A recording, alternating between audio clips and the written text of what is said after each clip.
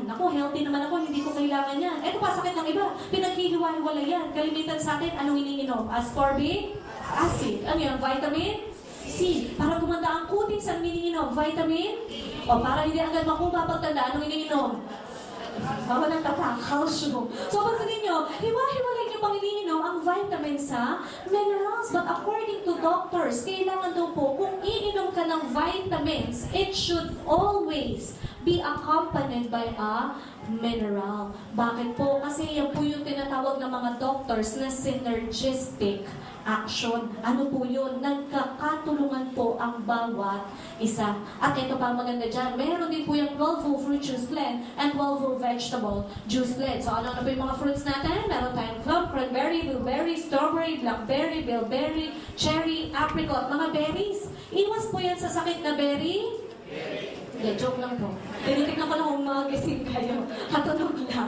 So, ito po ang berries, maganda po yan sa mga may cancer. Okay? At ito pa, i-take note natin yung word na whole. Ibig sabihin po niyan, isinama na ang balat at buto. Bakit kailangan gawin yun? No, ito, meron tayong papaya dito. Pero pag kayo ngayon kumakain ng papaya, anong unang-unang yung tinatanggal? Buto. Pero alam niyo ba, 98% ng nutrient content ng papaya ay nasa buto. Na hindi natin kinakain. Kaya ito pa, meron din tayong orange. Pag kayo initsa ko ng orange, bago nyo kainin yun, anong unang-unang yung ginagawa? Kanya-kanya kayong sagot. Mali po lahat yun. Sasaluhin mo muna. Ha? Kasi initsa ko nga po eh. Pagkatapos saluhin, saka lang, babalatan. Pagkatas-balatan, anong ginagawa natin sa balat? Itinatapon. Pero alam nyo ba, 98% po ulit ng nutrient content ng orange ay nasa balat at nasa buto na hindi na naman natin kinakain. Kaya ito pa, meron din tayong grapes. Pag kayo bumibili ng grapes, anong madalas yung binibili? With seed or seedless? Seedless. Para kain lang ng kain. Pero alam niyo po ba, 98% ulit ng nutrient content ng grapes ay nasa buto na hindi na naman natin kinakain. O baka mamaya sabihin nyo, nasa buto na lang ba lahat? Hindi naman po. Kasi ito wala na itong buto.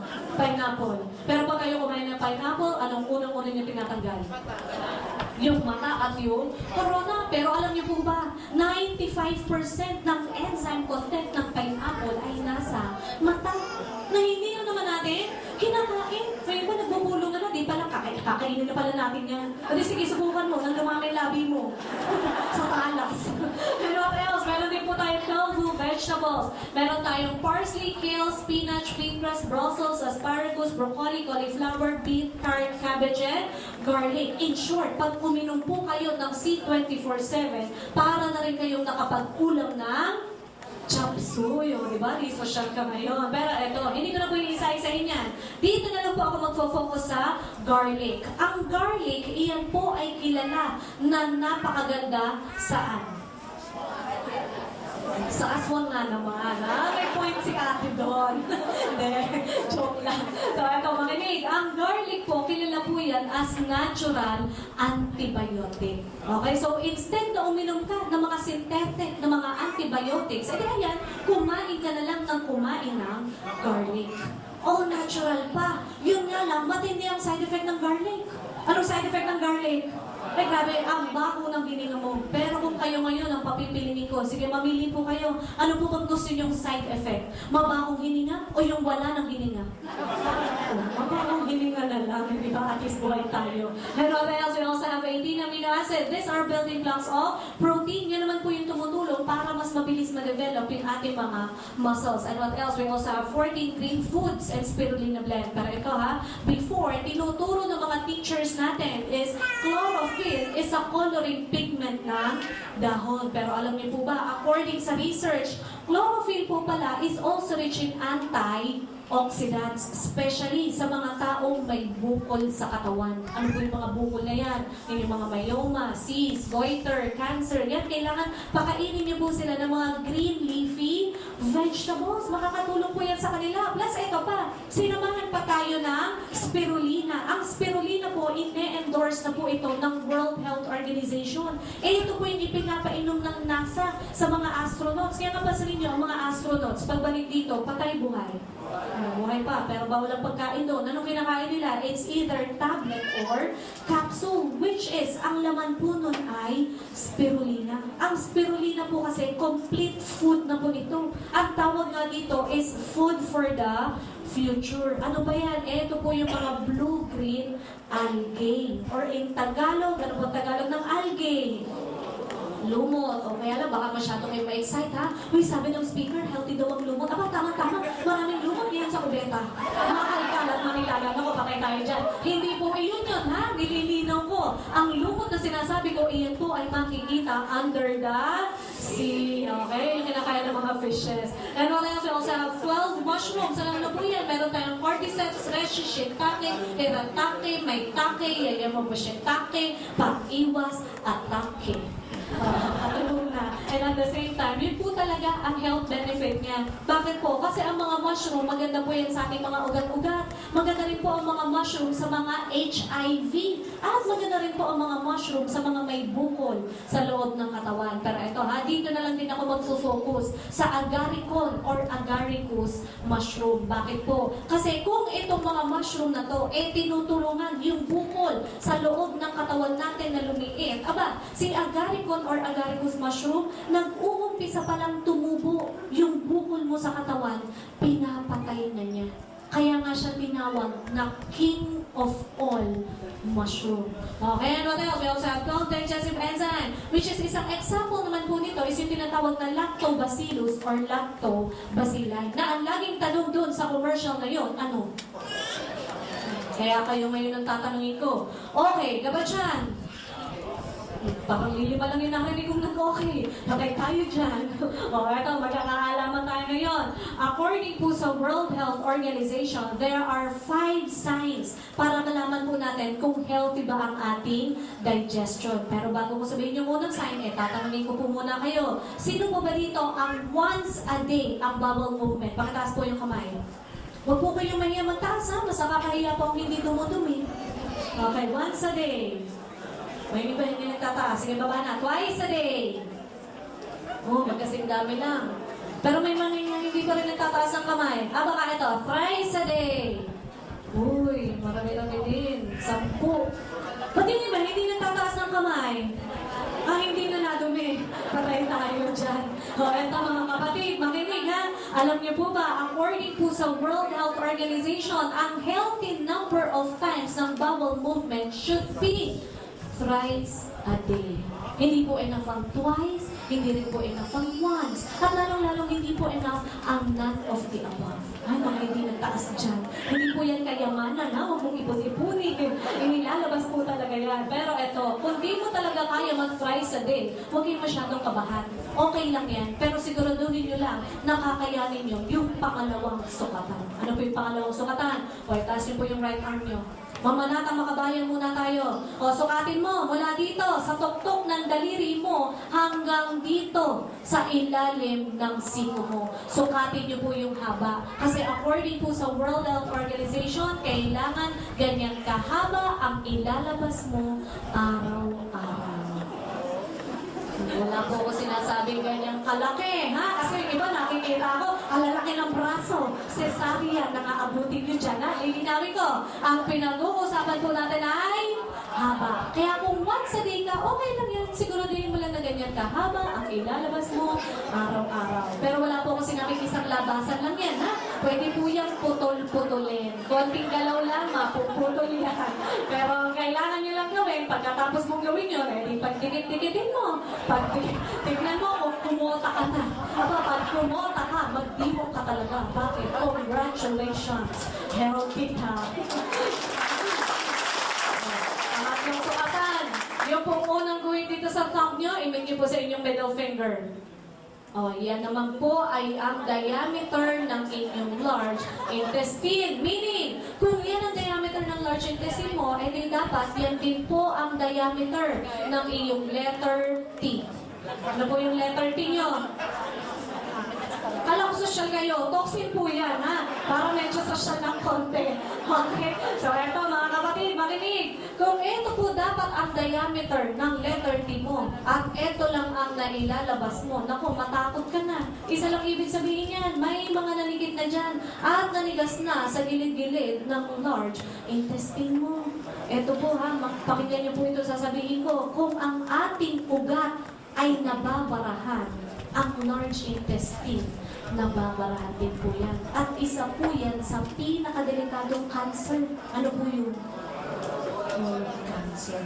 So, yung pang-apat at pang-limang sign, assignment nyo na lang yan, ha? Na may magawa kayo sa bahay. So, ano pong ginagawa ng digestive enzyme? Yan po ang tutulong para ma-detoxify tayo. Para mailabas natin yung mga toxin sa loob ng ating katawan, no? Kaya, what else? Meron pa rin po tayong 12 specialty nutrients. This is good naman po for our nervous system. From the word itself, nerve. So, maganda po siya sa mga ugat-ugat. Maganda po siya sa mga diabetic. Nino-normalize po yung sugar level natin. Maganda po siya sa mga may bad cholesterol. At maganda rin po yan sa ating brain. Okay, and what else? Meron din po tayo 10 essential fatty acid or mas commonly known po yan as omega oil. Pero ang laging ng commercial sa TV is omega 3. Pero since tayo ay C24/7, ako, hindi lang po omega 3. Meron din po tayong omega 6 at omega 9. Na ang laging ng commercial sa TV, omega oil is good for our heart. Iwas heart disease or heart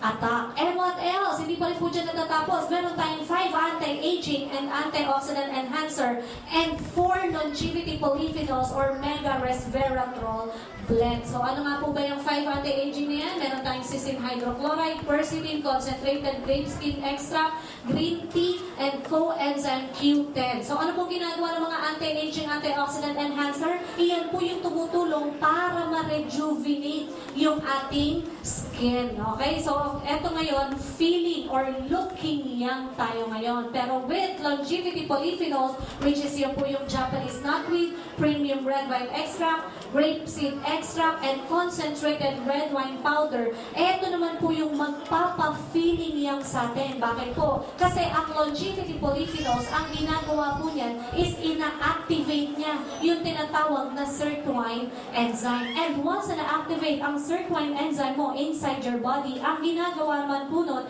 is nire-reverse niya ng 30 to 60% ang iyong aging. Na kung halimbawa, uminom ka ng C24/7 because of the longevity polyphenols, kung ikaw ay 40 years old, ang magiging organs mo ngayon ay pang 20 years old na lang. Eh kung halimbawa 20 years old ka ngayon, eh uminom ka talaga ng C24/7. O because of longevity polyphenols, ang magiging edad mo na lang, magiging fetus ka. Hindi, joke lang po yun. Pero anong point doon? Sino ba ang masakitin? Bata, matanda?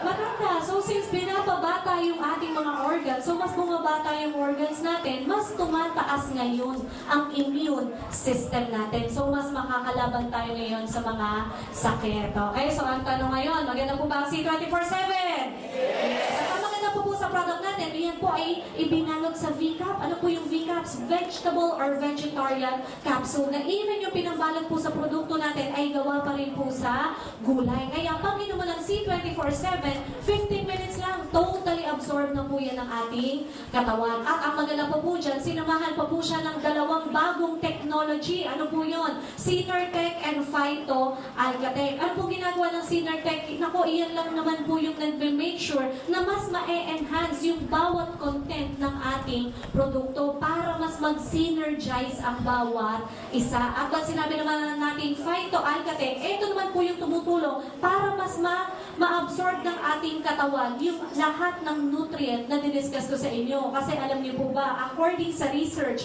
kapag pala ikaw uminom ng supplement or any medication, kapag ikaw ay acidic, pag nag-splash ang mga acids inside your stomach, yung ibang nutrient nun ay nalulusaw. Hindi mo na na-absorb because of the acidity. But dahil dito sa Phyto-Algatech, minoneutralize po niya yung acid inside our digestion para masigurado na lahat ng diniscuss ko sa inyo na laman ng C24/7 is well absorbed by the body. So, ang tanong ngayon, maganda po ba ang C24/7? Yes! O kaya lang po, eto may konting warning lang po ha. Ang C24/7, hindi po yan pwede sa mga pregnant women at sa mga lactating mothers because of its resveratrol content. Pero ang good news naman dyan, ang C24/7 po ay ibinigay sa atin ng Nature's Way, yung exclusivity ng distribution dito sa Pilipinas and even US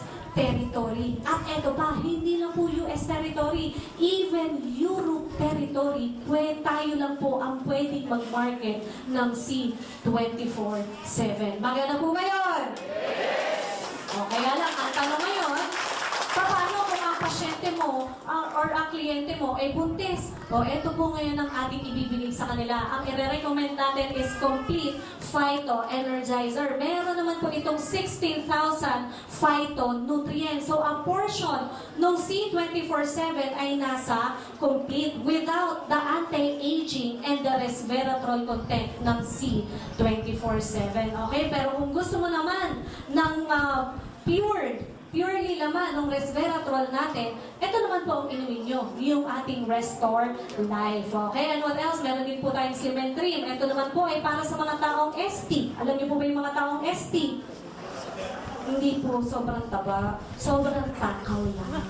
Sobrang takaw. Bakit po yan para sa mga sobrang takaw? Kasi meron yung glucomannan hydrogorgonite. Ang ginagawa po kasi ng glucomannan hydrogorgonite is appetite suppressant. Yung po ang pagkakaiba natin sa ibang pagpapayat. Yung iba kasing pagpapayat is more on fat burner ang laman. So it's more on detoxification. Dudumi ka ng dudumi. But ang glucomannan hydrogorgonite po, ang ginagawa po niyan is kinokontrol niya yung gana mo sa pagkain. Nawawala or nababawasan ang gana sa pagkain. Okay, and what else? Meron din po tayong colidus. Ito naman po is fish oil. Specifically, omega-3, which is sabi ko nga kanina, it's good for the heart. Pero ito, additional lang po ha, ang omega-3, maganda rin po yan sa ating brain. So maganda rin po ito sa mga pregnant women para yung brain development ng baby mas maganda. At maganda rin po ito, itong colidus na to sa mga may joint problems. Ano yung joint problems? It's either arthritis or rheuma. And what else? Meron din po tayong Leven. Ano naman po ang kaibahan ng Leven sa ibang kape? Marami kasing kape ngayon. May mga 2-in-1, may 3-in-1, may 5-in-1, may 7-in-1, may 8-in-1, may 10-in-1, may 21-in-1 pa nga. Pero ang tanong ngayon, ano po ang kaibahan ng ating Leven? O, ito po, makinig po kayong maigi. Ang ating Leven po ay 16,000 in 1.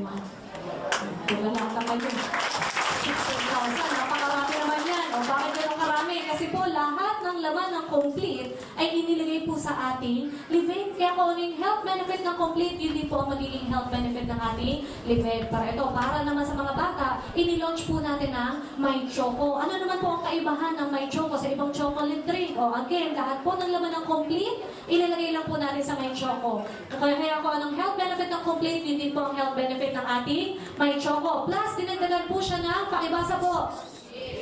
DHA. At kino-commercial na rin yan sa TV. Sabi nga sa commercial sa TV, DHA is good for our brain, for the memory. Kaya pag po ang mga anak nyo ay nasa row 4, iyan, painumin nyo na po ng may choco, ha? Nang malipat na sa row 1. Okay, and what else? Meron rin po tayong white light. Ito naman po ay glutathione product. Pero ito ha, marami kasi nagsasabi, ang glutathione ay hindi po. Side effect lang po niya, yung tayo ay puputi. Ang main benefit po talaga ng glutathione is, it's a liver detoxifier. So maganda po siya sa mga taong na mahilig uminom, sa mga namamagang liver, sa mga fatty liver. Maganda siya sa mga nag-i-insulin, sa mga dinadialysis. So in short, ang glutathione po ay food supplement. Okay, side effect na lang niya yung ikaw ay puputi. Pero ano pong kaibahan ng white light? Ang sa atin po ay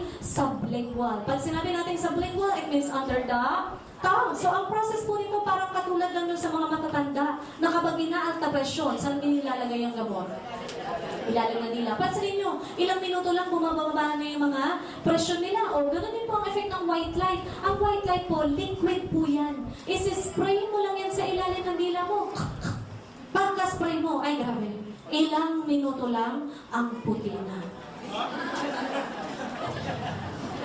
Maputi na ang ilalim ng dila mo. Bakit? Kasi kulay puti po yan, ha? Kaya kulay puti na. Pero eto, seryoso na po. Ibababa niyo po siya ng 20 seconds sa ilalim ng dila niyo, saka niyo po siya lulunukin. Ito. So, ang sublingual po is 3 times more effective compared po sa mga oral, yung mga tablet and mga capsule. Pero ito, may konting warning na rin. Makinig po maigi. Kasi baka mamaya magbenta ng white light, balikan ka ng binibentahan mo. Sabihin sa'yo, ano ba man yan, Mare? Nakakatatlong bote na ako ng white light sa'yo. Hindi ko na nga ini-spray eh. Iniinom ko na. Pero bakit naman ganito ang effect sa akin? Hindi pa rin ako gumaganda. Para po mas malinaw, ang side effect, naglutan tayo po ay puputi. Pero kung ano pong itsura natin, yun na yun. Hindi mo yung magbabago sa white light. Pero kung gusto mo talagang gumanda, huwag lang white light. Dagdagan mo na ng perfect white. Bakit? Kasi may cysteine peptide yan. Ang ginagawa naman po ng cysteine peptide is Botox effect. Binabanat niya ang mga wrinkles natin. Kaya ang main benefit niyan, it will make you look 10 to 20 years younger on continuous usage. Parang katulad nito. Ito si ate, nakaputi. Ilan taon ka na ba ate?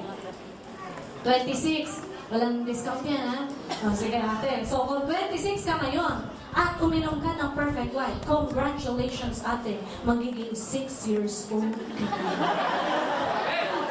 Joke lang yun. Peace tayo. Joke lang yun, ha? Baka mamaya, itayin nyo nga bumaba ang mga edad nyo. Ang ginagawa po ng Perfect White, kumbaga, ibinabalik niya yung ating youthful skin. Okay? So, yan po lahat ang produkto ng AIM Global. Ang tanong, maganda po ba ang ating mga products? Okay lang ba? Pag-share natin yan sa ating mga kakilala, babayaran tayo ng AIM Global. Pero ito alam niyo ba? Bakit ganon? Kasi alam mo, ang maganda po dito sa negosyo natin, ang gagawin mo lang is gagamit ka lang. Tapos i-share mo lang sa mga kakilala mo, babayaran ka lang ng AIM Global. Bakit ganon? Kasi ito po yung klase ng negosyo na user ka na, pusher ka pa. Tunog, addict, no? Pero alam niyo, nakaka-addict talaga ang negosyo na ito. Bakit hindi ka naman ma-addict? Ito po ang klase ng negosyo na puro chika lang. Ang bukas, pa-cheke ka na. O, gusto niyo ba mangyari sa inyo yun? Pagdating talaga sa pera, buhay na buhay kayo. Pero ito, since negosyo na po pag-uusapan natin, mas maganda yung isang business partner ko na lang ang mag-discuss ng negosyo. Bakit? Kasi kung ako po, nakuha ko po yung coach ko dito, doing the business 1 year, doing the business full-time, itong taon to, mas matindi. Nakuha po niya yung kanyang first brand new car, doing the business 9 months, at doing the business part-time. After office hours lang, pero mas mabilis na naging resulta niya. At eto, sabi nga niya sa akin nung nabili niya yung kanyang first brand new car na Mazda 3, siya po ay nabaliw. Pero alam niyo ba, this time, nung nabili niya yung kanyang second brand new car na Montero Sport, hindi lang po siya baliw. Siya po ay nabuan na. Kaya, wala nang lunas. Kaya mas maganda kung siya na lang ang mag-discuss sa atin paano nga ba tayo kikita. Pero ito, bago ko po siya tawagin, may konting requirement lang po ang ating company, ha? Pero wag po kayo mag-alala, hindi po namin tatanungin kung anong natapos mo or kung anong estado mo sa buhay. Dalawa lang po ang requirement ng AIM Global. Una, dapat meron kang good learning attitude. So, ang tanong ngayon, may good learning attitude po ba tayo? Pangalawang requirement, kailangan meron tayong good listening attitude. So, ang tanong, may good listening attitude po ba tayo? Parang humina na ng humina ang mga sagot nyo. Pati kayo, nagdududa na. Actually, wala po akong duda sa unang yes nyo kasi very attentive. Nasasagot nyo naman yung mga tanong ko. Kaya lang doon sa pangalawang yes nyo, doon din po ako nagdududa. Yung iba nga hindi na sumagot, nagdududa na rin. Kaya yun na lang po muna yung i-check ko, okay? So, since negosyo na po pag-uusapan natin, lahat po muna kayong mag-peso sign. Yan, follow my instruction. Sundin niyo po lahat ng sasabihin ko. Ang hindi sumunod, may putok. Kaya itaas mo yan.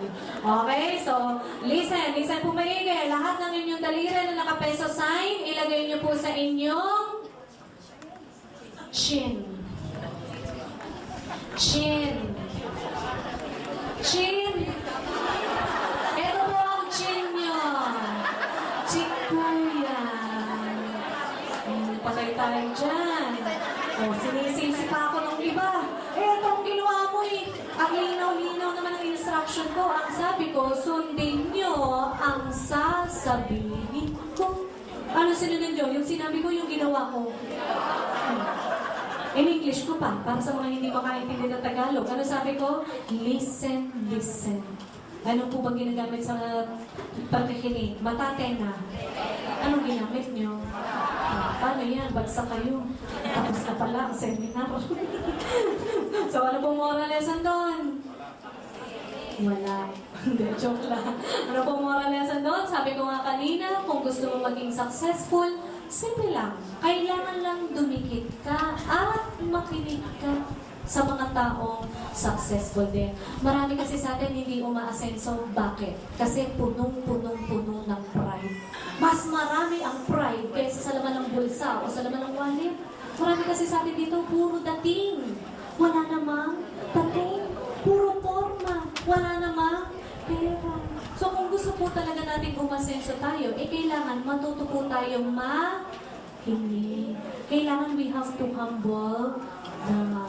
Okay, so ito pong susunod na speaker, matindi ang good listening attitude nito. Bakit? Pag narinig niya na tumigil kayo ng pagpalakpak, tumitigil din po ito ng paglalakad. Baka mamaya nandiyan pa lang sa gitna, tumigil na kayo ng pagpalakpak, dyan na po yung magpe-present. Kaya kailangan hintayin niyo siya dito. Kawawa naman itong mga nasa unahan, magkaka-stiff neck. Okay? Okay? So we welcome Mr. Nestor Gonzaga!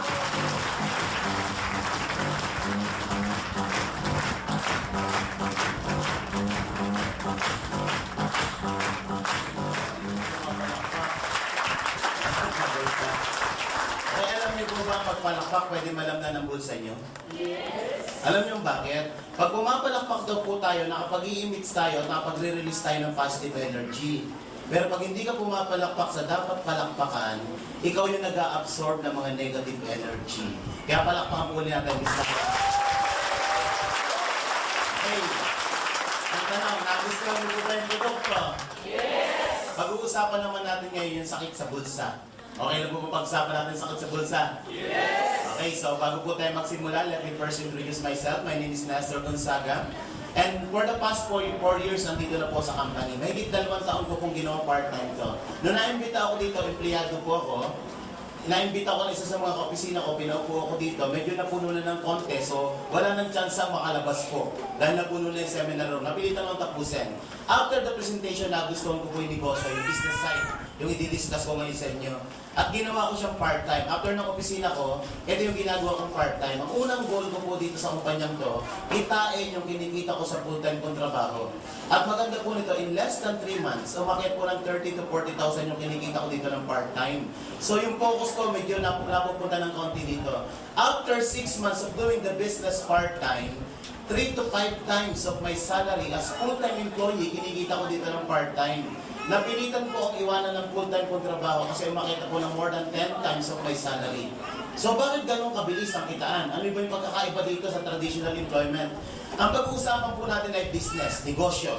Pag negosyo ang pinag-uusapan po dyan yung tinatawag na profits. Tama po ba? Sa employment ang pinag-uusapan yung tinatawag na wages. Magkaiba po yan. Profits are better than wages. Sabi nga, wages make you a living. But profits make you a fortune. Magkaiba po yan. In wages, you are just working for your bills, for your rent, for your living. Tama po ba? But you are not working for your fortune. For more than 20 years po, naandyan po ako sa wages. Nasa employment po ako.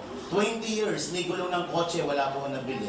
Pero kay Im Global, wala po 1 taon, nakapaglabas ako ng bagong sasakyan. Ngayon, nakadalawang sasakyan na nga ako eh. At ang maganda po nito, yung dati kong kinikita sa employment ng 1 buwan, kaya kitain dito sa Im Global ng 1 araw lang. Ang tanong, gusto niyo bang mangyari sa inyo yun? Yes! Okay, sabi daw po, sa pagbe-bake daw po ng masarap na cake, hindi importante na master baker ka. Makapag-bake ka rin ng masarap na cake, provided alam mo yung tinatawag na recipe. Tama po ba? So ngayong hapon na to, ibibigay po namin sa inyo ang recipe, ang science, ang formula, kung paano kikitain yung first million mo in less than 6 months. Ang tanong, interesado po ba malaman? Yes! Sigurado po ba kayo? Yes! Okay, negosyo po pag-uusapan natin. Pag negosyo ang pinag-usapan, ano yung unang pumapasok sa isipan nyo? Pera. Bago ka magkapera, anong unang kailangan? Pera pa rin. Kapital, tama po ba? Wala pong negosyong walang kapital. At ang prinsipyo po ng negosyo, kapag malaki ang kapital, malaki ang kita. Kapag